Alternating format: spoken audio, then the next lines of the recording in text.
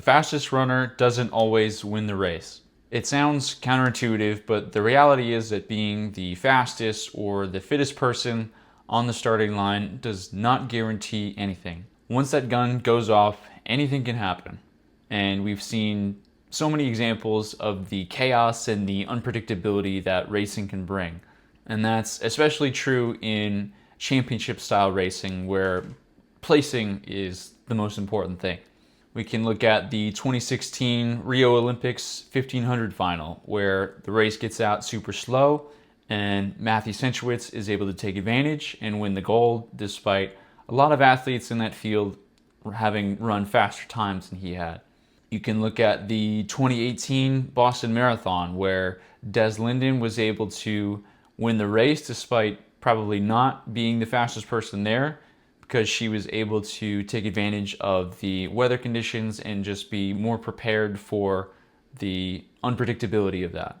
Or you could look at pretty much any world final in the 1500 the past 3 or 4 years.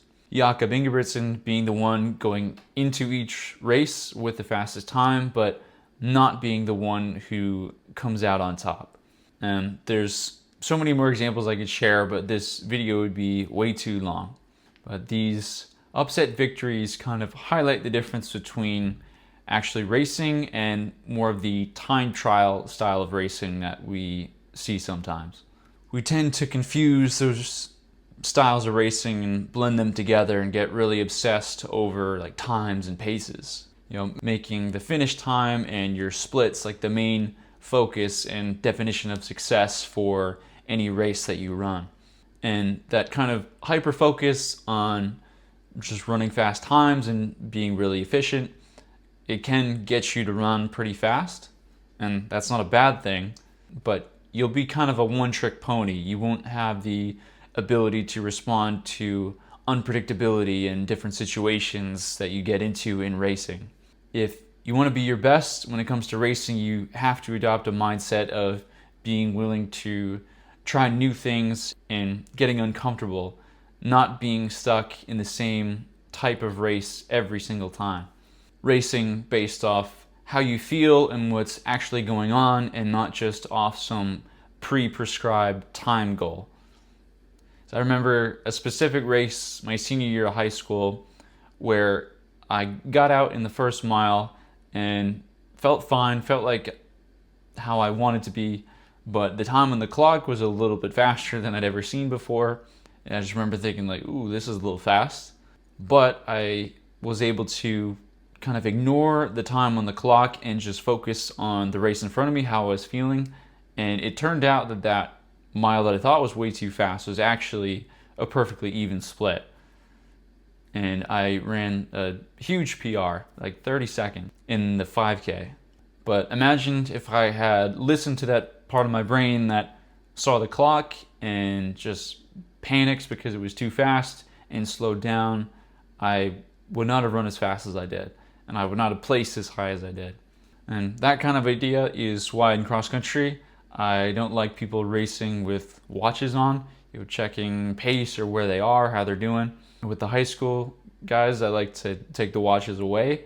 That way they're able to focus on, like I said, the race in front of them and how they're feeling, what's actually happening, not just what the numbers on the watch screen say is happening.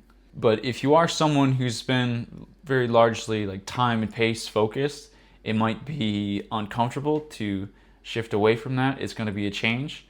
But the way I see it is, if you're uncomfortable, that means that there's growth in progress happening, and you should embrace that. And I believe the best way to grow your skill of racing is simply just to try things out and see how they work. Use less important or smaller meets and competitions to just experiment and try things. Like if you're in high school, like the region or state championship might be your goal, but you'll have all the other smaller like Wednesday meets or small invitationals that you go to. Like those are great places to try new things out. Whether that's getting out hard and trying to hold on, getting out conservative and trying to pick people off later in the race, throwing surges in the middle, starting your kick earlier than normal, starting your kick later than normal. any sort of tactic or strategy that you haven't tried before or are curious to see how it would work, these lower key competitions and races are the places to try these things out. Do it when the consequences are low. Don't be afraid to kind of expose yourself and fail in a big way. It's all about growth and progress. So as an analogy, think about like stand-up comedians. Like even the biggest comedians in the world will still go to small clubs to try out new material, see what people like, see what people don't like. And even the best of them will bomb from time to time. But when the Netflix special comes out, all people see is the finished product, but not the trial and error and the failures that led to that finished product. So you can imagine that Netflix special would not be anywhere near as good if someone just went straight to filming it right away, had no refinement of their material, just stuck to things that they've always done or things that they were comfortable with, hadn't tried anything else out. Like the quality would suffer. Racing is the same way. You want to know what works for you and what doesn't work for you. If you only race one way all the time, you might not even know what your strengths and weaknesses are. Trying new things out allows you to get a better understanding of yourself, understanding what works, what doesn't, and figuring out strategies that you can apply to be successful in big races where it actually matters. And part of trying new things is not just trying different things within your particular race that you like to do. I think it's a good idea to try different types of races as well. So like as a coach, even though I might have someone who's focused on the 3200, like we'll run races as short as the 400 or the 4x4. If someone is focused on the 1600, we'll still run the 3200, we'll still run down to the 400 and the 800. I remember in high school, even as a 3200 runner, I ran the 100 at a meet once just to see what it would be like. Physically and mentally, doing these different events gets you exposed to like different situations and scenarios that you might not have been exposed to if you only ran your particular event over and over and over again. It's about building an arsenal of knowledge, knowing how to respond to all different sorts of situations that you might encounter during races. And another great example of the effectiveness of this, going back to earlier, is the 2023 World Final in the 1500. Jakob Ingebrigtsen is arguably the fittest middle distance runner on the planet. Multiple-time world record holder, has run super fast before, fastest time in the field going into the race. But the racing that he does is largely like 1500s and miles or 3Ks with like pacers and pace lights, all about running fast. On the other end, you had Josh Kerr, who was getting all sorts of different experiences doing other things, so racing as long as a half marathon and like going down to the 800. So when you put these two together on the track for an actual race, even though Ingebrigtsen is probably fitter and faster, Kerr still wins the race. Fast times are great, fast times are sexy and get lots of attention on social media. Running a PR is a great feeling, but times are not everything. Records can fall, times can get faster, but a gold medal is a gold medal no matter how you win it, unless you're doping. So don't do that. So in your own racing, don't focus only on time. Focus on running the race in front of you. Use less important races to test things out. Don't be afraid to take risks. Don't be afraid to fail.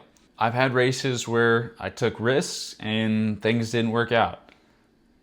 But after it was over, I was glad that I did it, glad that I tried something.